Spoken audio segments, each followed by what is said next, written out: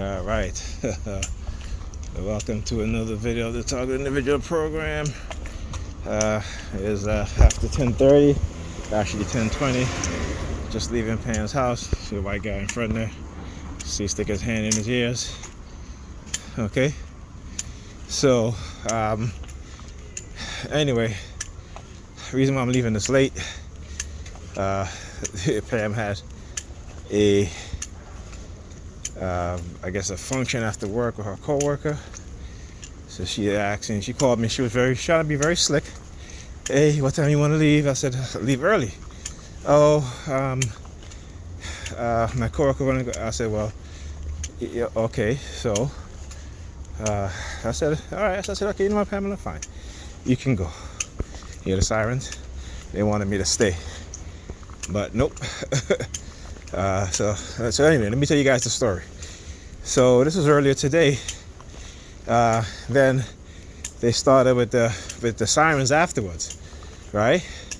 I guess they expected me to be like, no, I want to go home, this and that and such, and make a whole bunch of ruckus, right? Which I could have, So anyway, I was like, okay.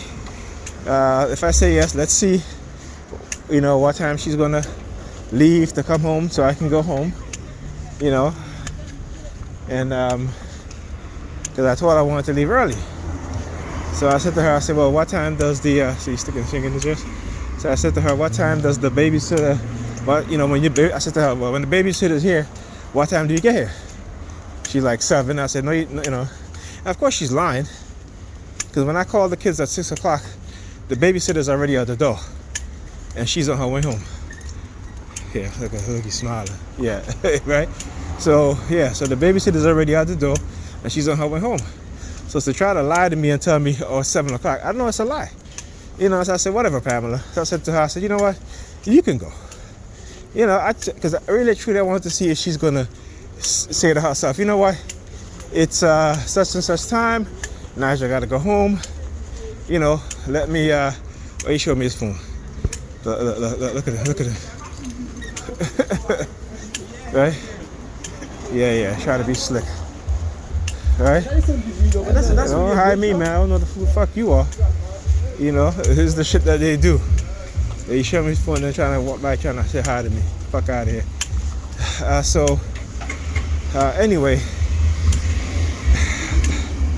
So, I'm like, okay, she called me like around 5:30 to tell me that she's, leaving with her coworker to go to the restaurant or whatever she was going.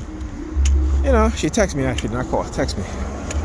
And then she texted me like around 6 o'clock, but with a picture of 2 drinks on the table. So I'm like, okay. Like, anyway. So, I was helping my daughter with her homework, and I decided to,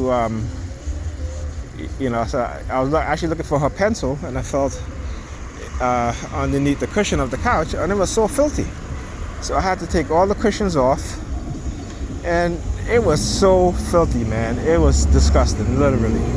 And I had to get Lysol wipes and, get all in between the seams, and just put out a ton of dirt, dry food, And then I was like, okay, well, now I gotta sweep, clean the rug. So I moved one of the ottomans. I had bought the kids 2 ottomans. They're like about 40 inches long, and that's to put some of their toys in. So I moved one, and all of a sudden the smell just hit me, and I looked down, and it was so moldy. Okay, because Pam had used a steam cleaner like 2 weeks ago, and apparently she didn't wait for the carpet to the rug to dry. She just put the ottoman right back onto the wet rug. So of course there's going to be mold underneath there, And it was a ton of mold. Let me tell you, I had to steam clean that. Matter of fact, I ended up steam cleaning the entire rug. Okay, and I put the ottoman to the side on the hardwood floor, and it was so bad, you know, like I literally had a headache. I still have a headache. Okay, and I should have put on my mask, you know, but I was like, okay, I'm steam cleaning it, so let me steam clean it. Look at them, look at them, look at them. Yeah, look. Yeah, fuck you too. Yeah, don't show me your phone. Fuck you and your phone. Right? So yeah, right? You know. So anyway, right. So there. I mean, it was so much mold underneath there. You know, so I didn't want to bother her, but it was like around 8 o'clock. I called her because I was like, okay, 8 o'clock. She hasn't even called to say she's on her way home yet. You know, again, thinking that, you know, hey, Nigel has to go home, right? So, you know, this is what I talk about. Whenever I do things like that, extend myself in that way for her, this is what she does, right? She gets with her co-workers, with her friends, and then all of a sudden, she just forget. Right? She just forget, because let me tell you, if I was the babysitter, she'll be there at 6:30. Period. Point blank. Right? But because it's me, and even though I can say, listen, our dynamics change. We're not in a relationship. If I watch the kids for you, you know, don't take advantage of it. Don't say, okay, Nigel watching the kids, I'm gonna be home at 8 o'clock. No. Because I have to get home too. I'm here, I'll wake up earlier than her. Okay? I'm up at 6:45, sometimes 6:30 in the morning, have to come here. And then on top of that, when she comes home, if she falls asleep, she goes into her bed, which means either, or she's telling me, oh, I feel so sick, which means either I have to stay over because, you know, the kids are going to be up all night, right? On top of that, they're not going to eat anything, you know, because she's not going to get up to make them dinner, right? So instead of, you know, saying, you know what, you know, Nigel is doing me a favor, let me, you know, not ruin this, you know, whatever. She never, not once has she ever stopped to say, you know what, you know, look at the time, let me get out of here because Nigel got to go home. No, she always thinks that I can't say no to her. And when I do her these favors, right, that she's just going to take advantage because, you know, I can't say no to her. And I'm like, I can't say no to you, but you can say no to me with everything, right? For the 12 years I've been in a relationship with this woman, we barely had, within the last 7 years of that relationship, barely had any intimacy. Always saying no and this and that. You know, like, and then she would tell me, hey, you know, I don't like it when you try to kiss me or whatever. But then she would turn around and then come and kiss me. And I'm just like, come on now. You know, it's like the double standard and the hypocrisy is unbelievable. So anyway, so she came home tonight, and of course she started talking to me, you know, when she come home. You know, I was in the kitchen washing dishes, and she walks by, and she walks by, and I can tell, you know, she had this smile on her face, and as she walked by, she walks by with her index finger pointed down and her thumb sticking out, right? And I'm like, oh, okay, this is what y'all want.